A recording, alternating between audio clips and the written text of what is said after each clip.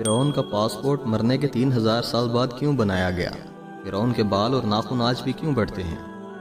یہ چند ایسے سوال ہیں جن کا جواب ہر شخص نہیں جانتا۔ فرعون دنیا کا واحد شخص ہے جس کے مرنے کے 3000 سال بعد پاسپورٹ بنا۔ فرعون کی فرعونیت سے ہر کوئی واقف ہے، جس نے ایک ظالم بادشاہ بن کر خدا کی زمین پر اس کے بندوں پر ظلم ڈھائے۔ خداوندی کا دعویٰ کرنے والے مصری فرعون رمیسس II کی لاش آج بھی نشان عبرت کے طور پر میوزیم میں رکھی گئی ہے۔ فرعون کی لاش سے متعلق بہت سے ایسے راز موجود ہیں جن کے بارے میں بہت سے لوگوں کو نہیں پتہ۔ آج ہم آپ کو فرعون کے غرق ہونے اور اس کی لاش کے حوالے سے حیران کن حقائق بتائیں گے، جو آپ کے لیے نئی معلومات ہوگی۔ سن 1891 سے قبل کوئی نہیں جانتا تھا کہ خدائی کا دعویٰ کرنے والے فرعونوں کی لاشوں کا کیا ہوا اور ان کے باقیات کہاں ہیں، کہیں موجود بھی ہیں یا نہیں۔ تمام آسمانی کتابوں میں اس واقعے کا ذکر تفصیل سے ملتا ہے کہ اللہ کے پیغمبر حضرت موسیٰ علیہ السلام اور بنی اسرائیل کی قوم کا پیچھا کرتا ہوا فرعون سمندر میں اپنی فوج سمیت غرق ہو گیا تھا، جبکہ اللہ کے پیغمبر حضرت موسیٰ علیہ السلام اور ان کی قوم کو پانی کے درمیان سے رستہ بنا کر اللہ تعالیٰ نے خود نکالا۔ لیکن فرعون کی لاش کا کیا ہوا تھا، یہ کسی کتاب میں نہیں لکھا، لیکن قرآن مجید میں ظالم فرعون کے انجام سے متعلق عجیب بات موجود ہے جس کی کسی کو سمجھ نہ تھی۔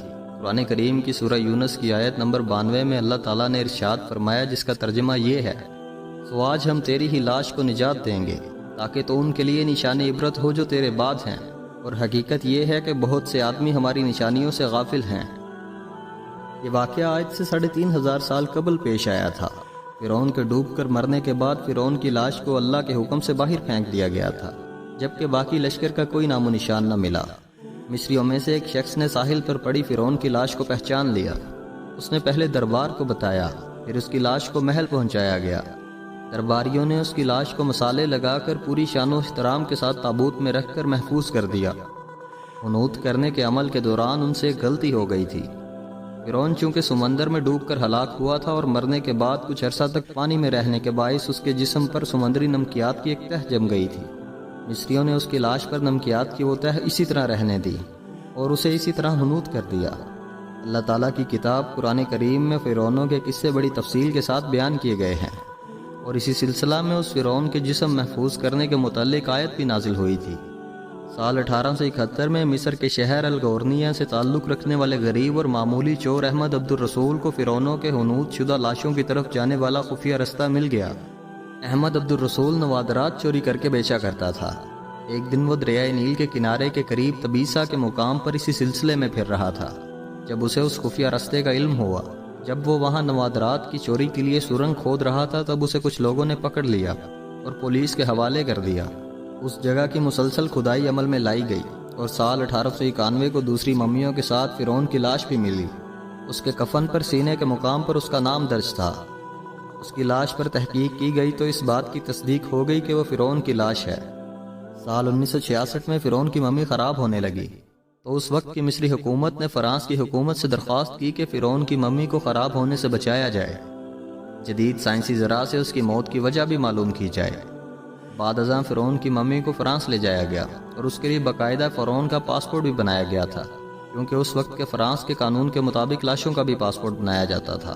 فرانسیسی حکومت نے بہت شان و شوکت اور کسی عظیم زندہ بادشاہ کی طرح فرعون کی ممی کا ایئرپورٹ پر استقبال کیا۔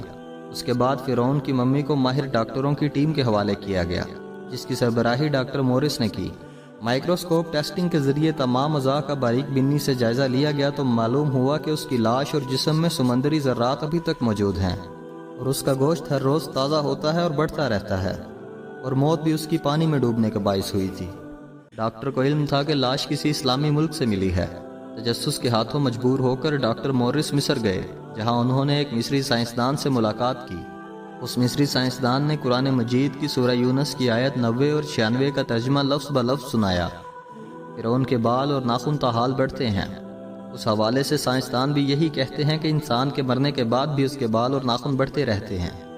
ہر سال 15 مارچ کو مصر کے میوزیم میں رکھی فرعون کی ممی پر چوہے چھوڑے جاتے ہیں اور وہ اس کا بڑا ہوا گوشت کھا جاتے ہیں، اور پھر فرعون کی ممی کی ڈریسنگ کرنے کے بعد دوبارہ اسے شیشے کے تابوت میں رکھ دیا جاتا ہے۔ قرآن مجید کی آیت کے مطابق فرعون کو اللہ تعالیٰ نے پانی میں غرق کر دیا تھا اور قیامت تک اس کی لاش کو نشان عبرت بنا دیا۔ بے شک دنیا کے ہر فرعون کا انجام نشان عبرت ہی ہے۔ پاسپورٹ کی تصویر دیکھ کر یہ سوال ذہن میں آتا ہے کہ کیا 1974 میں بار کوڈ سکین ٹیکنالوجی موجود تھی؟ تو جی ہاں، بار کوڈ ٹیکنالوجی 1949 میں متعارف ہو چکی تھی۔ اس ٹیکنالوجی کا موجد جوزف وڈلینڈ نامی شخص تھا جس نے اس ٹیکنالوجی کو 1949 میں متعارف کروایا۔